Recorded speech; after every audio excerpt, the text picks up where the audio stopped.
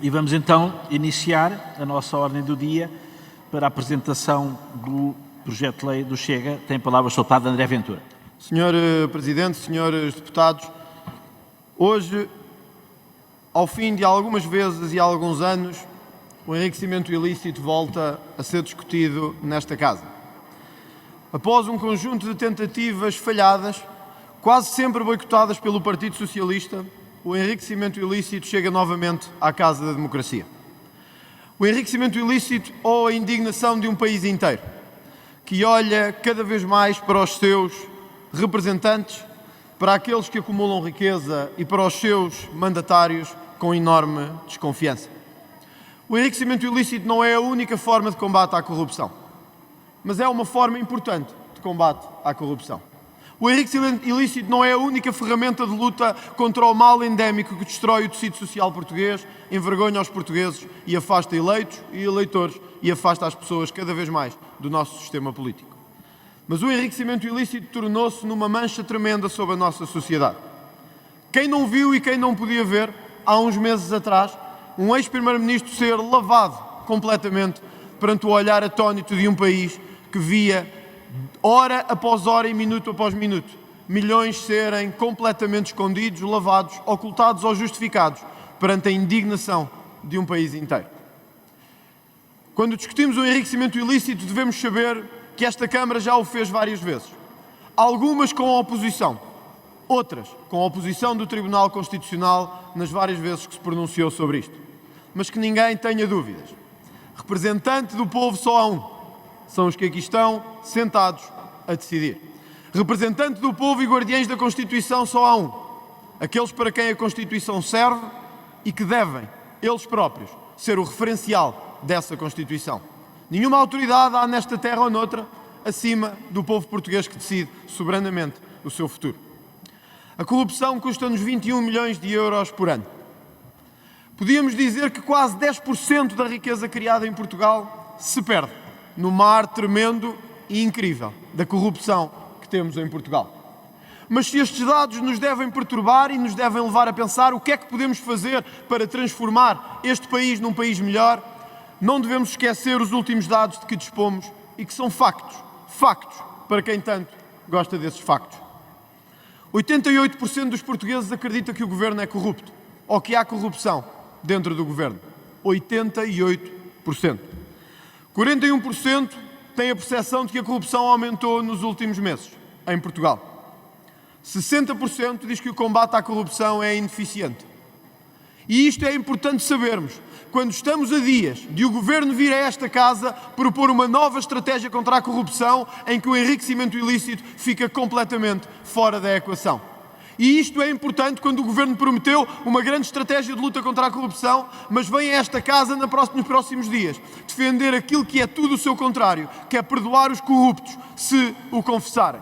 É dar tapete vermelho, via verde e via aberta à corrupção em Portugal. 27% acha que a maioria dos deputados são abrangidos por fenómenos de corrupção. 16% acredita que há ministros que são corruptos. 15% acha que o próprio Primeiro-Ministro está envolvido em corrupção. O cenário de um país que podia ser a Albânia ou a Macedónia, mas é aqui mesmo na ponta oeste da Europa. Aqui mesmo no país que podia ser a pérola da Europa e que se tornou num emaranhado tremendo de corrupção que só destrói e só faz deixar de acreditar aqueles que ainda acreditavam que era possível fazer Portugal. Claro que teremos sempre a oposição dos velhos do Restelo. Aqueles que dizem que não podemos fazer diferente. Ou porque o Tribunal Constitucional não deixa, ou porque a Constituição não quer, ou porque os nossos antepassados não gostavam, ou porque as nossas avós não lhe alegravam. Mas a verdade é que a Convenção das Nações Unidas contra a Corrupção de 2003 diz, e cito, cada Estado deve adaptar as medidas legislativas para criminalizar, cito, criminalizar o enriquecimento ilícito. Para aqueles que andam sempre com as Nações Unidas na mão e com as convenções para trás e para a frente e para um lado e para o outro. Hoje era um bom dia para se lembrarem quando votarmos a criminalização do enriquecimento ilícito. Porque é que a Convenção das Nações Unidas disse que devíamos criminalizar este fenómeno. Mas não devemos esquecer também que este não é a única forma de o fazer. E por isso o Chega propôs nesta Casa a duplicação das penas por corrupção em Portugal. a que o Partido Socialista honrosamente se opôs, dizendo como é que ficariam os outros fenómenos de corrupção, como a corrupção no desporto ou a corrupção internacional. É o mesmo que dizer não sancionem os pedófilos, senão como é que os pobres dos violadores vão ficar a seguir. É o pior de todos os argumentos. Hoje temos uma hipótese única de dar ao país um sinal de que este Parlamento não é condicente nem complacente, não é condescendente nem aceita que haja gente a chegar a Lisboa com uma mão atrás das costas e a sair com tesouros escondidos para o resto do país. Hoje este Parlamento pode mostrar ao país que não aceita que chegue a Lisboa sem nada para fazer discursos políticos e daqui saia com fortunas enormes no cofre da mãe, do pai, da avó ou de outros quaisquer. Hoje alguns dizem que não e que é populismo, mas lá fora os portugueses sabem que é tempo deste Parlamento finalmente criminalizar o enriquecimento ilícito.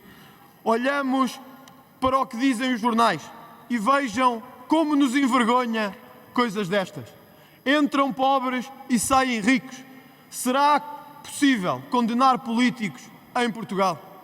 Qualquer um que olhasse para isto, de lá de fora cá para dentro, pensaria que vivemos no reino da Macedónia ou numa Albânia escondida pela União Soviética. Mas não, é Portugal. Portugal, parte da Europa Ocidental, que não consegue e continua a não querer criminalizar o enriquecimento ilícito.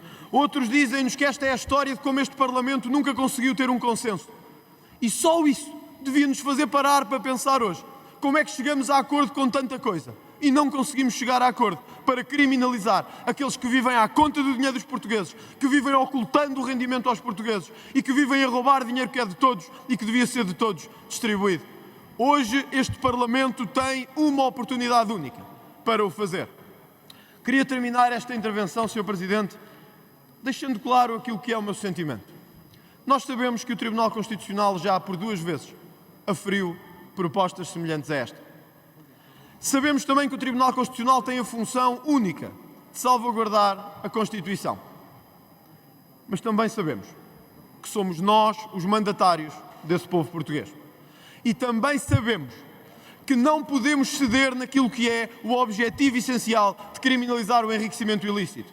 Todas as outras tentativas que visam transformar o enriquecimento ilícito numa espécie de obrigação declarativa acrescida ou uma obrigação fiscal subsequente podem até vir a passar no crivo do Tribunal Constitucional, mas não salvaguardarão o essencial, que é dizer aos portugueses que não é tolerável que quem gera o seu dinheiro, quem dá a cara todos os dias pela República, chegue sem nada, saia com tudo, sem sequer justificar. Essa era a mensagem que devíamos passar hoje. E devíamos mostrar neste Parlamento um ato de resistência porque sabemos que neste caso a história está do nosso lado, a razão está certa e aqueles que esperam de nós a ação são os que esperam que criminalizemos o enriquecimento ilícito. Passaram anos demais e décadas demais. Várias vezes e em várias décadas este Parlamento discutiu a criminalização do enriquecimento ilícito. Mesmo com o Governo a querer esconder este dia, mesmo com o Governo a querer esconder esta iniciativa, mesmo com a Ministra da Justiça a vir cá 2 dias depois para fingir e fazer de conta em relação ao enriquecimento ilícito. É a nós e só a esta Câmara que cabe dar o sinal fundamental de que podemos, devemos e queremos criminalizar o enriquecimento ilícito como luta fundamental contra a corrupção. Esta é uma proposta equilibrada, que remete para a legislação fiscal em muitos dos domínios, que remete para um aumento de pena para 5 anos, nomeadamente possibilitando, nos casos de titulares de cargos políticos, a aplicação de medidas de coação previstas no Código de Processo Penal. Esta é uma proposta em muito semelhante ao que de melhor se faz nos países europeus próximos de nós. E hoje podemos escolher ou dar o passo, ou voltar a acovardar-nos como sempre, perante as trevas de um país que não sai nem consegue sair da luta fraca, ténue e muito tímida contra a corrupção. Nós temos, devemos e vamos combater a corrupção. Muito obrigado, Sr. Presidente.